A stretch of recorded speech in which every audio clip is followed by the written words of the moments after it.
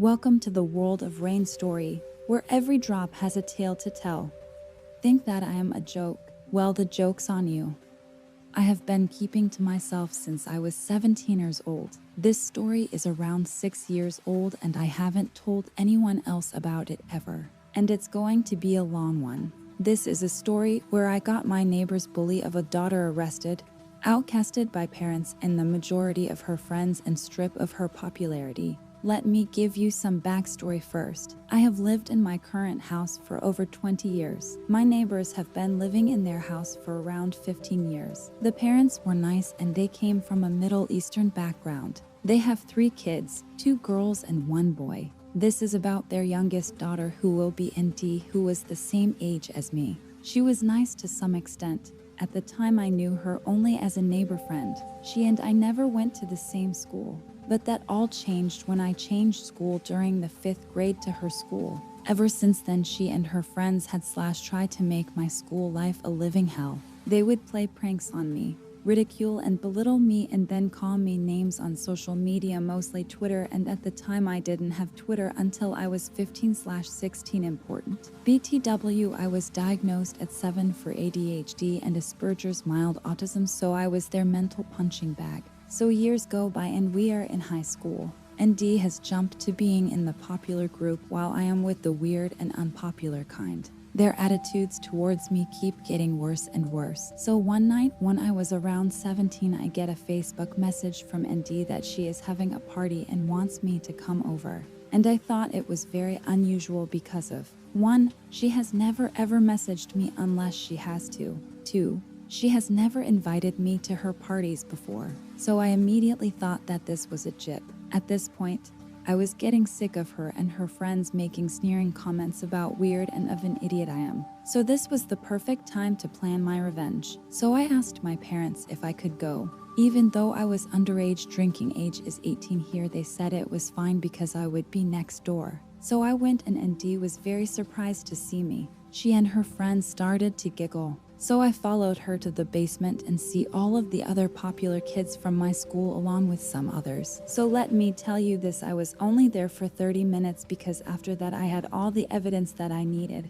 I see beer pong, people getting high and smoking with bongs, and a lot of underage drinking. A lot of the others were the same age as me, maybe younger, because this party around October and I am pretty sure that almost everyone there just turned 17. I also noticed that neither of ND parents or siblings was there. So I left. So I waited an hour because I didn't want to draw any attention. I was all ready for bed, and when I looked outside my bedroom window, which has a clear view of her front yard, and noticed that the party had moved to the front yard and 1/3 of the party people were leaving. So I started my plan. I went and grabbed my phone and called the police. I told them what everything is going on as a concerned neighbor, and the officer thanked me. Just before I went to bed, I saw flashing lights. The next day at school, and ND was nowhere to be found, and there was a rumor going on that she and a bunch of other students were arrested last night due to illegally underage smoking and drinking. And so a week go by and still no sign of ND.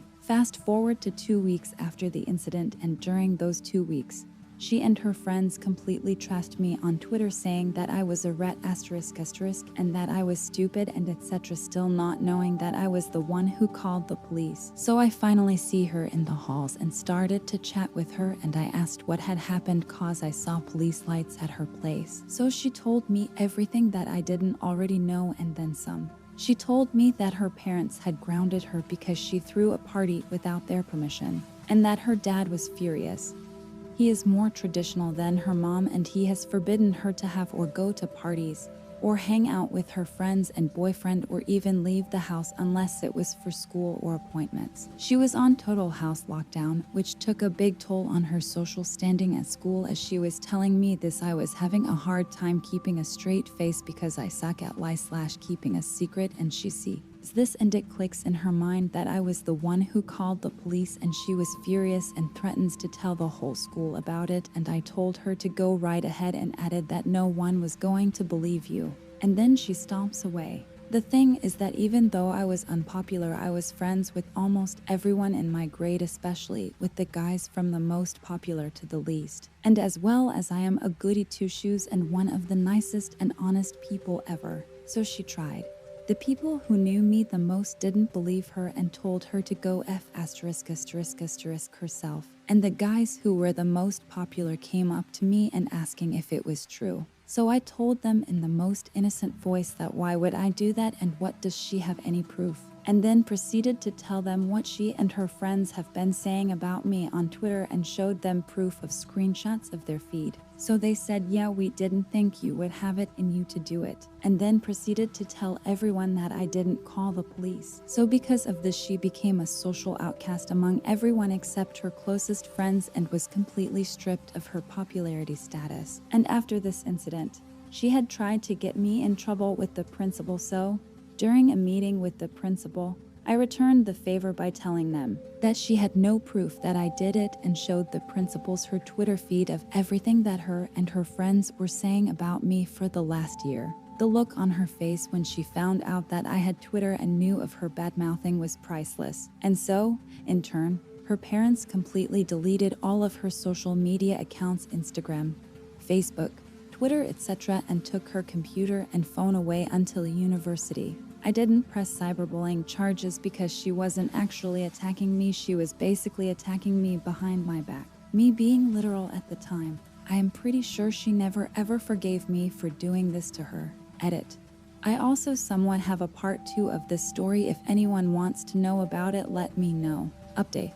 Well, part 2 was the wedding. And Dee's older sister got married during the summer of 2018. Her older sister used to babysit my brother and me when we were in high school. Worry mom, and from past events, they don't trust us, mostly my brother, to leave us alone. And so before this incident happened, my family were in good terms with them and still are, except for ND. Note, my parents were never actually involved in this until her parents apologized to them for ND actions towards me, and they were very confused. So I told them everything except the part me calling the police. So my family was invited despite ND protest. The thing is, we are now both in uni and she got past the popularity part, but she was still pissed with the cops and getting house arrest from parents. So my parents and I went.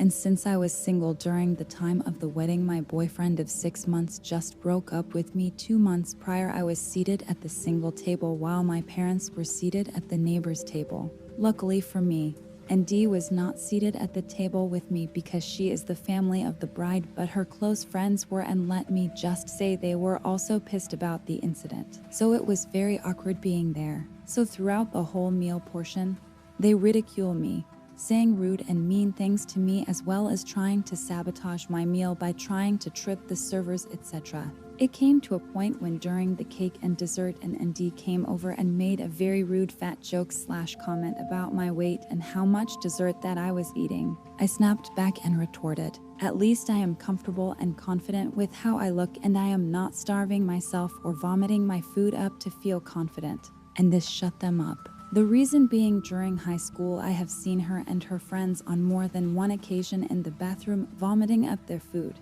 After that, they never bugged me again and I danced my heart out on the dance floor. So today's interesting story has come to an end. Thank you for watching. May the rain always remind us that even the darkest of days can bring growth and beauty to our lives.